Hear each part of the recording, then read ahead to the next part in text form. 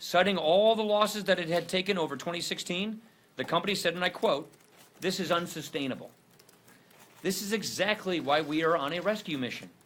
Between premiums surging up and choices going away, Obamacare is on an unsustainable path.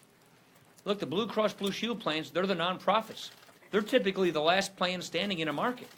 And when they're pulling out of states like Kansas and Missouri, we have a serious problem on our hands. This law is in the middle of a collapse. We need to bring down the cost of coverage. And we need to revitalize the market so that people have real choices and real access to affordable health care.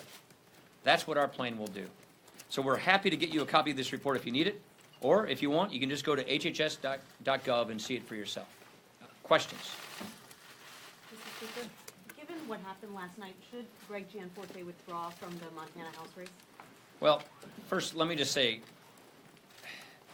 physical altercations there's never a call for physical altercations. There is no time where a physical altercation should occur with the press or with just between human beings. So that is wrong and it should not have happened. Should the gentleman apologize? Yeah, I think he should apologize. I know he has his own version and I'm sure he's going to have more to say, but there's no call for this no matter what, under any circumstance. The people of the state of Montana are going to decide today who they will send to Congress. If he wins, will you seat him? If he wins, he has been chosen by the people of Montana, who their Congress is going to be. I'm going to let the people of Montana decide who they want as their representative. That's not our choice. That's the people of Montana who choose that. Brad. Or Jake. Did I say Jake? Sorry. Yeah. Chad. Jake, then Chad. Okay. But you have the choice whether he's a part of your conference. That is a choice that you guys are going to make to accept him or not. Is that something? Is this the kind of behavior? The choice will be made by the people of Montana. I do not think this is acceptable behavior, but the choice will be made by the people of Montana. Chad. Explain something to me here. So we haven't sent the health care bill to the Senate, waiting for a CBO report. You got it. You said to me yesterday it was good news. Why, though, do we hear so many rank-and-file Republicans basically beating the living tar out of the CBO? I mean, you were the Budget Committee chair, and I understand the issue. By the way, I've seen both parties beat the living tar out of CBO over the years. As you know, I've been doing budgeting around here for a long time.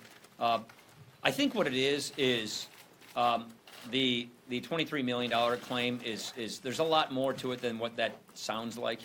What I'm encouraged by is the fact that CBO said, yes, we hit our budget target and then some. So the bill is clearly in compliance with reconciliation instructions. Number one. Number two, what I'm encouraged is what the CBO says is we're going to be able to drop premiums. We're going to give the states like Wisconsin flexibility to get premiums down. Look at what just happened in Missouri and look at what just happened in Kansas. We see a law that's collapsing. We see a new study that just came out yesterday from HHS saying premiums have doubled in America because of Obamacare. People can't afford this. And so what CBO just told us is the reforms that we put in this bill will help lower premiums. And so I'm very encouraged by that. But I think what members are frustrated with is what's behind the CBO analysis about who gets insured and who doesn't get insured. If you leave it up to a person's choice, then they'll make a choice. If the government's going to stop forcing people to buy something that they don't want to buy, then they won't buy it.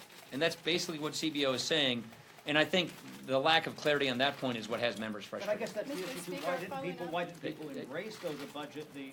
I think I just answered your question. But the deficit reduction part is important. Your side really embraced that, but then when it came to 23 million, they said, "Oh no, those yahoos down at the Well, CBO." I just explained it. Yeah. Mr. Speaker, thank you. Following up on the CBO report, it did find that premiums on average would go down, but it also found that in the markets that employed the waivers, they believe that there might not be any premium access, any access for the group. So obviously I disagree with that. Let me explain what this And in means, just so addition, people. And the so premiums would go up for older and sicker patients. Can you address that as well? If a state takes a waiver, then a state, in order to get that waiver, has to have a risk system in place. We have experience with this where I come from. We had a risk pool. Maine had great experiences. They had risk sharing. So a state has to have a risk system in place. And that risk system is specifically designed to make sure that people with a catastrophic illness, somebody who has a pre-existing condition, also gets access to affordable health care. And what we have learned through experience is if we target resources at the state level and at the federal level to help make sure that we subsidize catastrophic illnesses, what you end up doing is you lower the premiums for everybody else. We think that's so much smarter. What Obamacare tried to do is force younger, healthier people to pay way more for their health insurance than they otherwise would have paid, and that would cross-subsidize everybody else. Guess what? It didn't happen. It didn't work. They're not buying the health insurance. And as a result, the health insurers are collapsing. Blue Cross Blue Shield's pulling out of Missouri and Kansas. Aetna's pulling out nationwide. Iowa has nothing left. There's no plans left in Iowa because Obamacare collapsed, and it is collapsing. And so what we're saying is, let's just be smart about this. What do we want? What do we all want?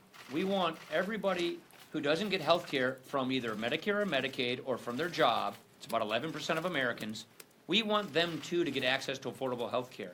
And we think the smart way to do this is don't force young families to overpay for their health insurance, because we're finding out they're not. They won't just buy it. Let's let people buy insurance that's priced competitively, give people more choice, have more competition. Let states be innovative, like my own state was before Obamacare. And then let's just direct support directly to the people with catastrophic illnesses. Let's subsidize those who have these severe illnesses so they get affordable, comprehensive coverage. They don't go bankrupt if they get sick. And by doing that, we free up the marketplace for everybody else so that they can get even lower premiums. That's what the waiver's all about, giving states the flexibility to do this. And that's why I'm actually comforted by the CBO report, which shows, yeah, we'll lower premiums. We got two problems we got to solve here.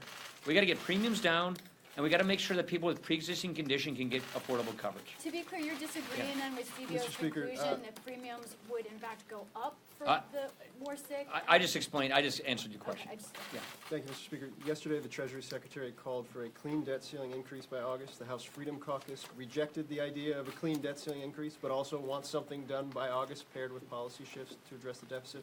Where do you stand on this issue? We're talking with our members on this. It wouldn't be, every Treasury Secretary says this, and every Treasury Secretary needs to say this. So I expect nothing less from a Treasury Secretary. They all should say that. They all do say that. And we're going to be talking with our members and with the administration on how we resolve the debt ceiling. The debt ceiling issue will get resolved. The timing is what I think is the newsworthy thing here.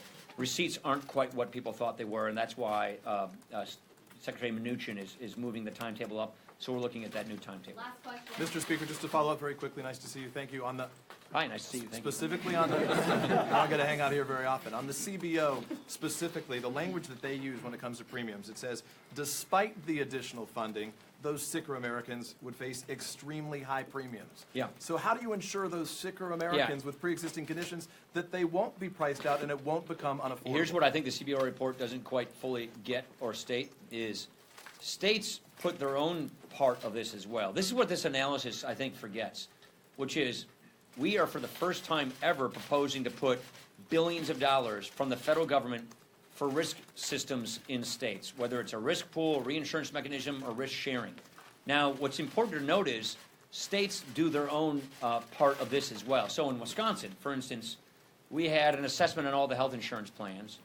We had an agreement among providers that they would have a certain fee schedule that they agreed to. I think Maine had an assessment on all their health insurance plans. The point I'm trying to make is you don't look at the risk share or risk pool idea federal alone. Remember, the states will also do some of the lifting. The states, like in my state, will have an assessment on plans if they choose to do that. They'll have an agreement with providers. And so we will have federal resources and state resources, which taken together will improve the situation. We had a very successful risk pool in Wisconsin. Our insurance commissioner, or deputy insurance commissioner, came up and testified as much. It was very successful, and it didn't have a dime of federal spending. It had no federal money whatsoever. So what we're saying is, let's do even more of that. Let's have these states put together their own risk systems like they had successfully in the past, and let's on top of that add federal financing so that it's even better. That's the point we're trying to make. So just to be very clear about this, you're saying the states will be able to afford to do enough so that the CBO's projection of extremely high premiums with what the federal that's the whole government is doing will be purpose of a erased. risk pool. Take a look at the Maine model. Take a look at the Wisconsin model. Look at They what won't pay Utah extremely high did. premiums. Look at what all these other states did. You have to give the states the ability to customize solutions in their areas. The health insurance system, provider network, insurance system in Wisconsin's a whole lot different than it is in New York, let alone New Mexico, Texas, and California, or Maine. Give these states the ability to customize support, and now, for the first time ever, we're gonna add federal dollars to this, because we just think it's a lot smarter to directly subsidize the care for people with catastrophic illnesses. 1% of the people in the individual market drive 23% of the cost. That's just 1%.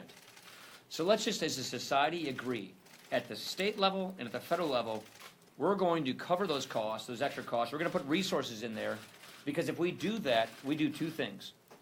Peace of mind for people with pre-existing condition and catastrophic illnesses, innovation at the state level so that it can be done the right way so it works in that state, and you lower premiums for everybody else, because the insurance does not have to cover that catastrophic illness.